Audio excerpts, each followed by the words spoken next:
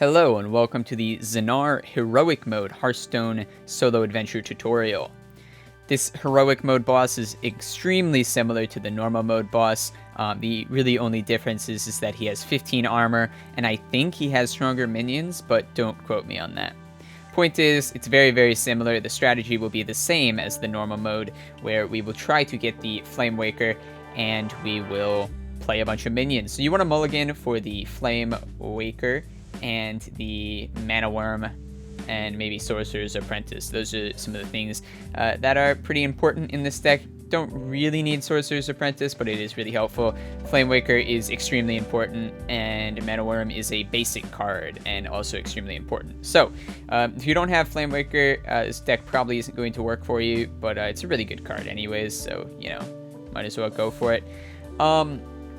So the deck list is to the right. You can see on the right it includes Arcane Blast, Arcane Missiles, Mana Worm, Arcane Explosion, Fallen Hero, Flame Cannon, Frostbolt, Sorcerer's Apprentice, and Stable Portal, Arcane Intellect, Duplicate, Flame Waker, Frost Nova, Fireball, Polymorph, and Flame Strike. As you can see, I got a free duplicate, an extra one, so I have 3 duplicates in this deck now. Off of that, get any spell. And then for the minion, I chose Piloted Shredder just because of value. Here, I was actually going to at first play duplicate so I could start getting my my Flame Wakers. But the Fire Cannon, just the value of that was so insane. I decided, you know what, I have to play that. I didn't really like any of these cards, so I decided to go for the Iron for Grizzly, which is not that great of a card, but it's decent enough. One of the other things that this boss has that I actually just noticed, he actually gains a mana with his hero power. So that's important to keep in mind. He's going to be ramping up quite quickly. But again, giving you 0 mana spells is really good. I do get a spell damage +2 here, which I play a lot of spells, obviously. So I decided to pick that because I think it is a good pick. As you can see, just insane value already coming off of this this Flame Waker, and it only gets a more value from here on. As you can see on this turn, he plays 14 health worth of guys. I was going to play the Flame Waker here, my second one, but I realized that I would only be able to play 1 spell, and that's really only getting off 4 damage towards his guys, which is probably not going to kill any of them. So he'll have a lot of board presence if I play that. So I actually decide, you know, it's not the best idea, so instead what I do is I'm going to use my Wish and my Fireball. In just a second here, I'm going to Fireball the 7/6, so I can take off some of the pressure that he has. If you let him get board control and you don't have any Flame Wakers, it is quite hard to get it back. So he is going to keep one thing. I don't play my Wish here because I want to save it. I know that when the Flame Waker dies, I'm getting 2 additional ones, so I'll have 3 in my hand, which is just insane value. So there you go, the duplicate procced, and I now have a bunch of Flame Wakers. It's very important here that you make sure that you don't overdraw. You're actually getting 2 cards per turn instead of 1 like normal because you get his Wish every turn. So you want to be careful not to overdraw. Keep in mind that you are getting 2 cards per turn.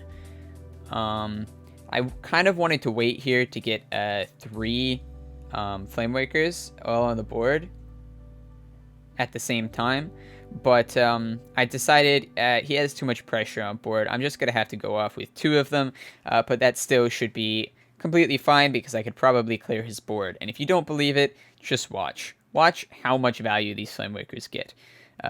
So I get the Arcane Missiles, which is a really lucky pick because that deals 7 damage because I get the 4 extra damage, 2 from each of the Flame Wakers.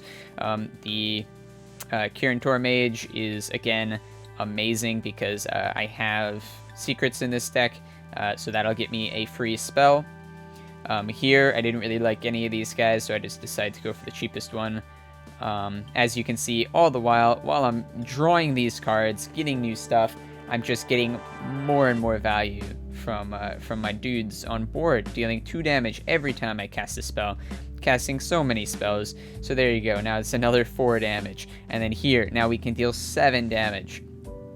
Just amazing. I completely clear his board in one turn and establish myself for 8 in stats across 2 minions. Just absolutely insane value. He's could have Forgotten Torch one of them.